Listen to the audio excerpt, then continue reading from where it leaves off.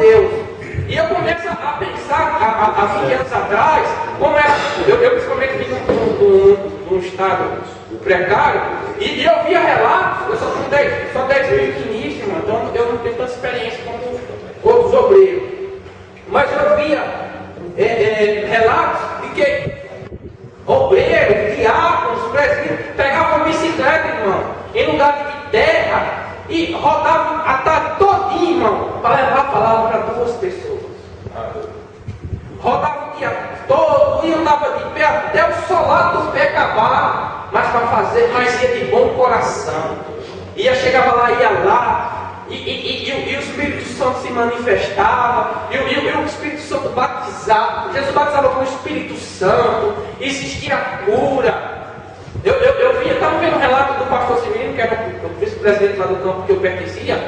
Ele falou que foi fazer uma missão, foi fazer uma visita à igreja de Manaus e algumas congregações na Amazônia. Então ele falava o seguinte, irmão, para você ver como é que é a fé, irmão. Eles iam fazer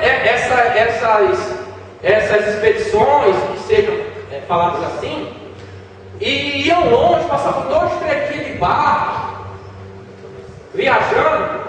Ele disse que chegou numa tribo que já era assim, não era tão contemporânea, mas era já uma tribo que às vezes parecia tanto com o nosso cotidiano e já era vida comum. E eu dou glória a Deus por um fato desse, irmãos. Ele chegou lá e perguntou, viu, não tinha médico, não tinha dentista, e o povo adorava o Senhor, e o povo fazia a obra do Senhor. Então, quando o pastor, por curiosidade, em uma das suas conversas com um membro, ele perguntou assim, mas o que vocês fazem quando vocês têm uma dor de dente? O que acontece? E vocês têm algum problema de saúde? Como é que vocês vivem sem médico? Aí o pastor da igreja falou assim, nós vivemos sem médico, mas nós não vivemos sem Jesus. Ele dizia assim, que quando alguém tem um dor de dente, ele disse que a igreja se levantava, o pastor botava o dedo no dente do crente e Jesus curava na hora. Mandou de que a mão sobre o vaso comum. Mas irmãos, eu sou assim, ministrando, eu sou meio chorão e sou muito sensível à palavra de Deus, irmãos. Eu costumo ensinar desse jeito, irmãos. Eu quebro às vezes o protocolo, mas eu gosto de quebrar o protocolo, porque a lição não precisa ser engessada. Vocês concordam comigo? Eu vou ter que ir aqui para Pai do Senhor e até a próxima, espero que me chame novamente. Eu não preciso fazer um culto ou uma ministração engessada, não preciso, viu? Mas tudo que seja com ordem e decência, tá? Glória a Deus. Então, em síntese, o que eu quis falar? Ele quis ver a raiz. Ele queria se preparar, mas ele queria ter o quê? Um espelho. Ele queria ter o quê? Como é que eu posso falar? Ele queria que tivesse uma orientação, nada melhor do que nós olharmos nossas raízes. Como eu falei, são pastores que a gente queria que nunca morresse. E são pessoas que a gente queria que tivesse uma situação. Olha, eu não queria que essa mulher morresse nunca. Ela está há tantos anos, 15, 20 anos lá ministrando, escolhendo os hinos com carinho, que é para os irmãos cantar, que é para o fogo cair, é para que a igreja se renove. Então, é nesse sentido que Elias foi buscar suas origens. Porque até então, ali, irmãos, nesse local que Elias foi, aconteceram 2 grandes acontecimentos, né, meus amados? Deus chama Moisés e entrega na mão dele os 10 mandamentos. Que coisa maravilhosa, né? Uma tábua escrita pela própria mão de Deus. É coisa gloriosa. Então, Elias foi o retiro dele, ou quer dizer que foi o monte dele para orar, né, irmão? Nada contra. Mas foi o lugar que ele escolheu. Nada melhor do que se inspirar naqueles que foram verdadeiramente homens e mulheres de Deus. Homens e mulheres que serviram a Deus incondicionalmente. Que fizeram da sua vida exemplo. Que ficaram registrados nas Santas Escrituras de Deus. Ponto 2. Deixa eu. Aqui, essa classe aqui é interativa. Não. Tem hora que a gente.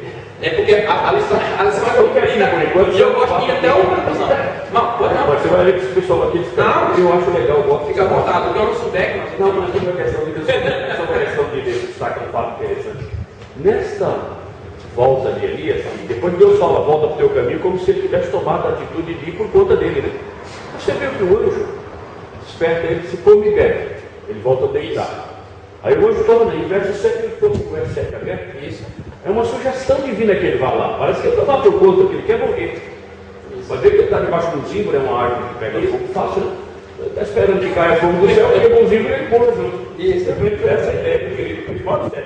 O verso 7 do capítulo 19, um pouco antes. E o anjo Senhor tornou segunda vez, e o tocou e disse: levanta-te, come, porque muito comprido te será. Ou seja, a ação é passiva, ele sofre a ação. Isso. O verbo, quando está na banda disso, ele não tomou a iniciativa de ir para Aurélio. O anjo tem a comida e. Até porque eu até esclareci que ele era um homem oriente. O anjo tem aqui a comida e o roteiro, o itinerário, sabe? Onde ele deveria ir. Eu achei interessantíssimo isso. Porque é ali que toda aquela causa da briga pela lei, pela vontade de Deus, para acabar com o baalaísmo, é por causa da lei dada em Horeb. Então a coisa vem de Deus, voltar a Deus vem de Deus. É só essa parte. Por causa que ele já estava, o caminho para fazer já estava na cabeça dele. Já estava designado. Não é uma impressão que dá quando ele é que ele não tem ideia para ouvir. Não, já estava falando que ele é por aqui. Domingo eu estava até ministrando, não nesse domingo eu ministrei para os adolescentes, mas no outro domingo eu estava ministrando sobre a viúva de Septeira, do Seréptica, Saréptica. Até então eu estava até comentando com os irmãos que muitas vezes quando a gente passa despercebido da vontade de Deus, né, meus irmãos? Às vezes a gente vai viajar, vai comprar alguma coisa, mas a gente nunca, irmão, vamos ser sinceros. Vou até tirar o óculos aqui para vocês olharem dentro dos meus olhos, né, irmão? Eu ainda não passei lá de Peroba hoje na cara. Então, eu quero que você entenda. A gente nunca pede orientação a Deus. Estou mentindo, estou falando a verdade. Raras vezes. É raríssimas as vezes que a gente faz isso. Tá? Então é raríssimas as vezes. Então o primeiro banho de exemplo em nós, o profeta Elias dá. Correto? E tem dois. A revelação transformadora. Vendo que Elias havia se enclausurado em uma caverna, o próprio Senhor trata de dialogar com o profeta. Oh, coisa boa, é na caverna, né? É na caverna, né, meus irmãos? E nesse diálogo que percebemos que Elias estava vendo as coisas de forma distorcida. Duas coisas ficaram patentes. Deus continuava sendo o Senhor da história de Elias. Da história de Elias havia trabalhado em vão. O Senhor revela então ao profeta a existência de 7.000 remanescentes da adoração a Deus. Quem eram? Ninguém sabe, mas com certeza as pessoas do povo que nem mesmo eram vistas, mas que amavam o Senhor. Foi o próprio Deus que havia conservado. Então, meus amados, eu só vou parar aqui porque já merece falar, conservar. Então, meus amados, até então parecia que era em vão, né?